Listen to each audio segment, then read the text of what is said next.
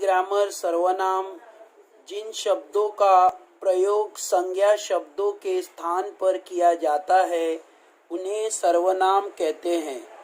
जिन शब्दों का प्रयोग संज्ञा मीन्स नाउन के जगह पर अगर शब्दों का प्रयोग होता है उसे संज्ञा शब्द सर्वनाम कहते हैं। मतलब संज्ञा के स्थान पर सर्वनाम आएगा, मतलब प्रोनाउन आएगा। नाउन के जगह पर जो वर्ड यूज होगा उसे हम प्रोनाउन मतलब सर्वनाम कहते हैं। सर्वनाम जैसे इंग्लिश में होता है प्रोनाउन।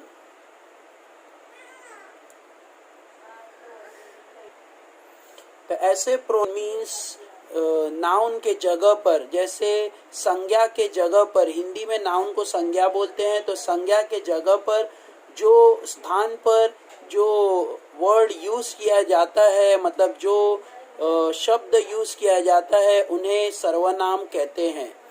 अब सर्वनाम के प्रकार क्या है देखते हैं। पुरुषवाचक सर्वनाम, निश्चयवाचक सर्वनाम, अनिश्चयवाचक सर्वनाम, निजवाचक सर्वनाम, प्रश्नवाचक सर्वनाम और संबंधवाचक सर्वनाम। तो ये सारे सर्वनाम के प्रकार है।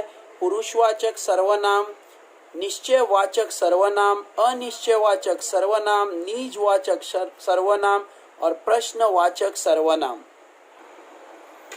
सर्वनाम जैसे पुरुषवाचक सर्वनाम, फर्स्ट टाइप है पुरुषवाचक सर्वनाम। पुरुषवाचक सर्वनाम को हम इंग्लिश में personal pronoun, we will call it as personal pronoun. निश्चयवाचक सर्वनाम डेमोन्स्ट्रेटिव प्रोनाउन, अनिश्चयवाचक सर्वनाम इनडेफिनिट प्रोनाउन, निजवाचक सर्वनाम रिफ्लेक्सिव प्रोनाउन, प्रश्नवाचक सर्वनाम इंटरोगेटिव प्रोनाउन और संबंधवाचक सर्वनाम रिलेटिव प्रोनाउन। तो ये सारे जो है इंग्लिश में हमने इसका जो नेमिंग है रिटन इन इंग्लिश कि हमें समझने में इजी हो जाए, क्योंकि मोस्टली इंग्लिश मीडियम स्टूडेंट्स के लिए ये वीडियो है। तो इंग्लिश मीडियम स्टूडेंट को अगर हिंदी ग्रामर सीखना है तो they should know the name in English also. तो पुरुषवाचक सर्वनाम होता है पर्सनल प्रोनाउन, निश्चयवाचक सर्वनाम होता है डेमोन्स्ट्रेटिव प्रोनाउन, अनिश्चयवाचक सर्वनाम होता है इनडेफिनिट प्रोनाउन, निजवाचक सर्वनाम होता है रिफ्लेक्सिव प्रोनाउन, प्रश्नवाचक सर्वनाम होता है इंटरोगेटिव प्रोनाउन, संबंधवाचक सर्वनाम होता है relative pronoun. I hope you are getting it कि इसको कैसे समझना है। सर्वनाम मीन्स प्रोनाउन, सर्वनाम मीन्स प्रोनाउन, pronoun, सर्वनाम means pronoun. Let us begin with the first one, पुरुषवाचक सर्वनाम, that is personal pronoun. पुरुषवाचक सर्वनाम क्या होता है? Let us begin. पुरुषवाचक सर्वनाम means personal pronoun.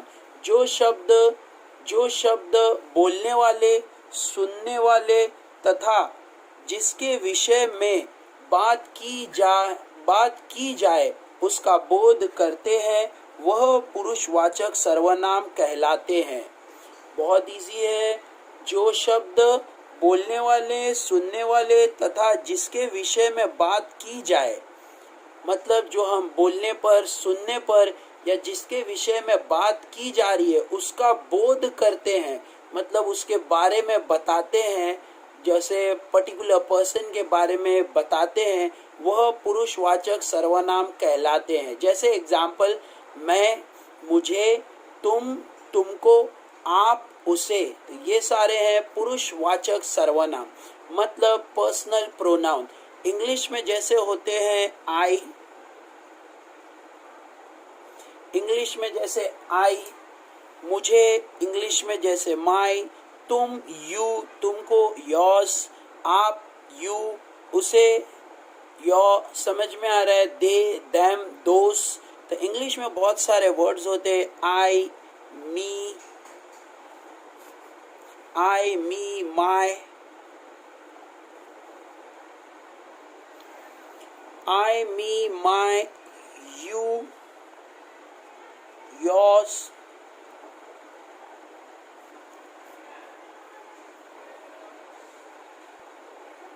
I, me, my, you, yours, you, your, yours, जैसे they, them, एक्सेट्रा। मतलब बहुत सारे ऐसे जो इंग्लिश में होते हैं वैसे हिंदी में होते हैं। मैं, मुझे, तुम, तुमको, आप, उसे, आदि, मतलब एक्सेट्रा। तो ऐसे प्रोनाउंस होते हैं इंग्लिश में भी, इसको पर्सनल प्रोनाउन बोलते हैं। जैसे यहाँ पे उदाहरण में देख सकते हैं, मैं अंग्रेजी माध्यम में पढ़ने लगा। मैं अंग्रेजी माध्यम में पढ़ने लगा, तो मैं।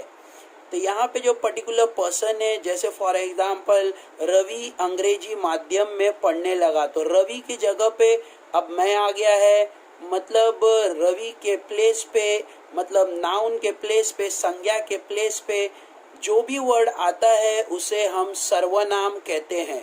तो ये है पर्सनल प्रोनाउन। इसका मतलब पुरुषवाचक सर्वनाम, पुरुषवाचक सर्वनाम, पुरुषवाचक सर्वनाम।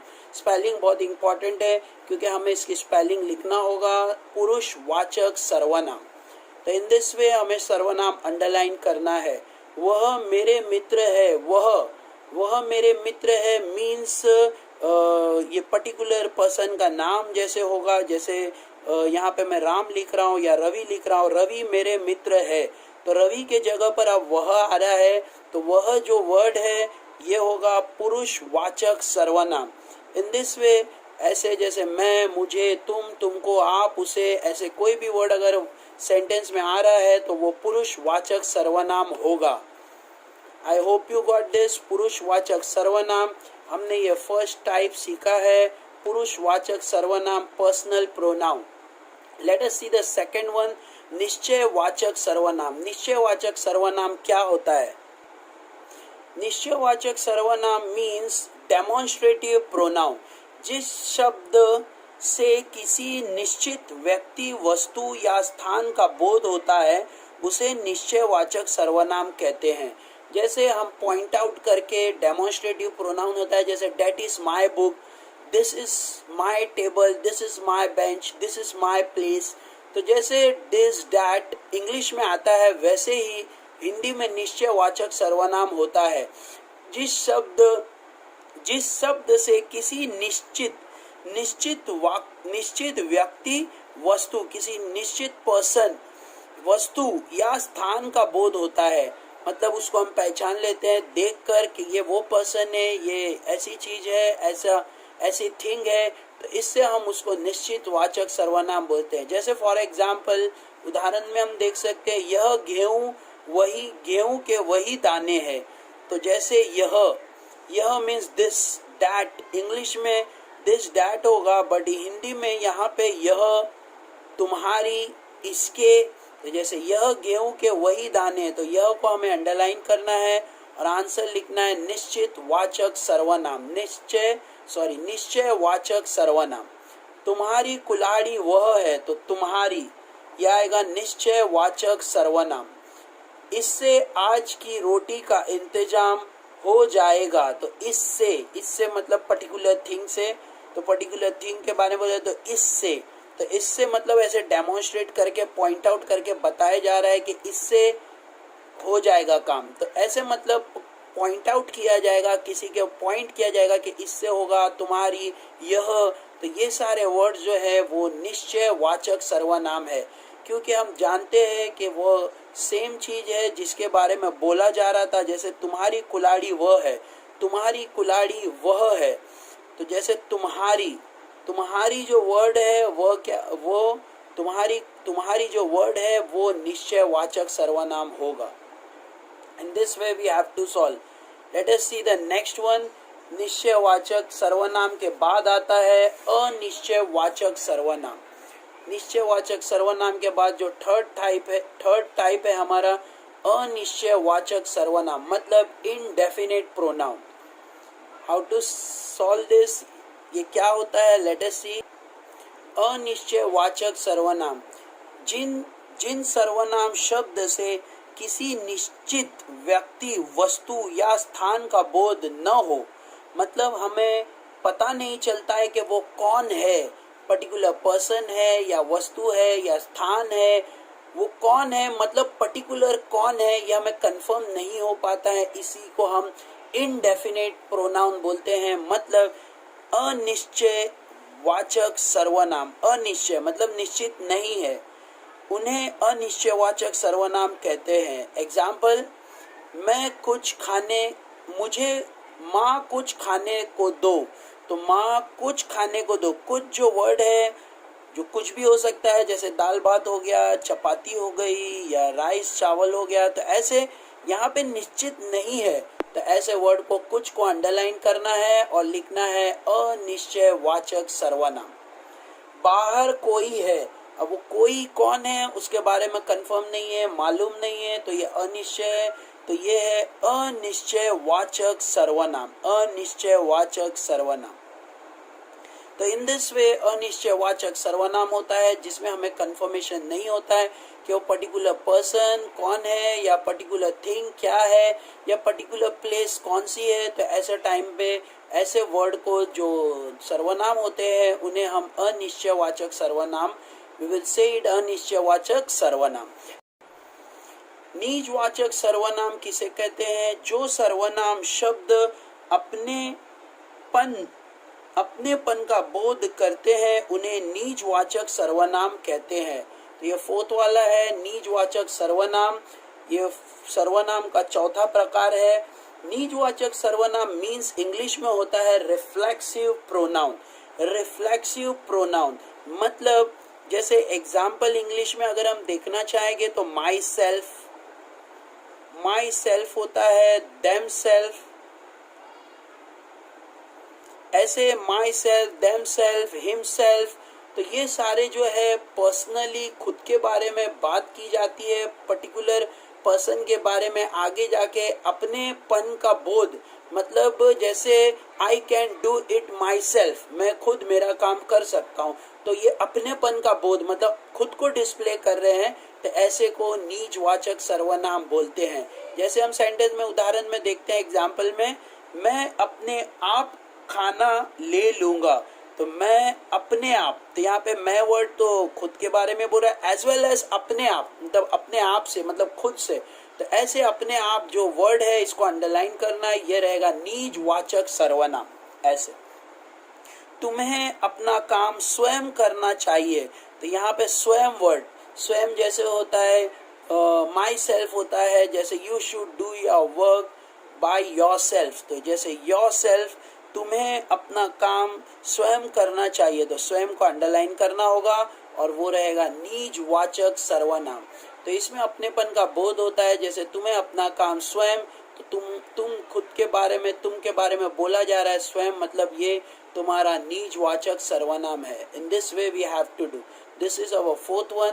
Late us see the fifth one, प्रश्नवाचक सर्वनाम। प्रश्नवाचक सर्वनाम क्या होता है? प्रश्नवाचक सर्वनाम जो सर्वनाम शब्द किसी प्रश्न का बोध करते हैं, मतलब जो सर्वनाम शब्द किसी प्रश्न मीन्स क्वेश्चन, तो जैसे इसको इंग्लिश में प्रश्नवाचक सर्वनाम को बोलते हैं इंटरोगेटिव प्रोनाउन। इंटरोगेटिव प्रोनाउन, तो यहाँ पे जब ये किसी क्वेश्चन मतलब प्रश्न का बोध, मतलब हमें प्रश्न लगता है, क्वेश्चन लगता है, करते हैं, उन्हें प्रश्नवाचक सर्वनाम कहते हैं। जैसे अंदर कौन है, तो ये क्वेश्चन हो गया, तो कौन सा वर्ड क्वेश्चन बना रहा है, ये कौन को अंडरलाइन किया जाएगा और लिखा जाएगा प्रश्नवाचक सर्वनाम। माँ क्या कर रही है, तो क्या जो वर्ड है ये क्वेश्चन को फ्रेम कर रहा है, तो इसे बोला जाएगा प्रश्नवाचक सर्वनाम।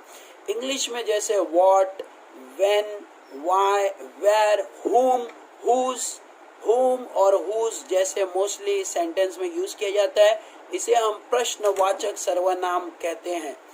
तो ये प्रश्नवाचक सर्वनाम हमारा फिफ्थ वाला है। इसके बाद नेक्स्ट देखते हैं सिक्स वाला, संबंधवाचक सर्वनाम। संबंधवाचक सर्वनाम क्या होता है? जो शब्द संज्ञा या सर्वनाम का किसी अन्य संज्ञा या सर्वनाम शब्द के साथ संबंध स्पष्ट करता है, उन्हें संबंधवाचक सर्वनाम कहते हैं। जो शब्द संज्ञा या सर्वनाम का लास्ट वन इज संबंधवाचक सर्वनाम, जैसे इंग्लिश में इसको बोलते हैं relative pronoun. Relative pronoun means English में जैसे होता है जो दो सेंटेंस को या दो वर्ड को जो ज्वाइन करता है, दो सेंटेंस को ज्वाइन करता है, उसे हम संबंधवाचक सर्वनाम कहते हैं। तो यहाँ पे हम देख सकते हैं जो शब्द संज्ञा या सर्वनाम का किसी अन्य संज्ञा या सर्वनाम शब्द के साथ संबंध स्पष्ट करता है, मतलब कनेक्शन बताता है, ज्वाइन करता है। जैसे जो जीतेगा उसे इनाम मिलेगा, तो यहाँ पे जो एक पर्टिकुलर पर्सन है और उसे मतलब वो एक पर्टिकुलर पर्सन है, तो जो जीतेगा उसे इनाम मिलेगा। तो जो और उसे ये दोनों को अंडरलाइन करना है और लिखना है संबंधवाचक सर्वनाम। In this way we have to underline it, और संबंधवाचक सर्वनाम हमें बताना है। जो जैसा करेगा वह वैसा भरेगा, तो यहाँ पे जो और वह, तो ये दोनों को अंडरलाइन करना है और लिखना है संबंधवाचक सर्वनाम। तो ऐसे संबंधवाचक सर्वनाम होता है जैसे जो एक पर्सन है और उसे एक पर्सन है, तो जो जीतेगा उसे इनाम मिलेगा। तो ये जो पर्सन के बारे में बात हो रहा है, दोनों को जो डिस्प्ले कर रहा है वो जो और उसे है। तो ऐसे शब्द को हम संबंधवाचक सर्वनाम बोलेंगे। तो you can get this from here. संज्ञा या सर्वनाम शब्द के साथ संबंध स्पष्ट करता है, उसे संबंधवाचक सर्वनाम कहते हैं।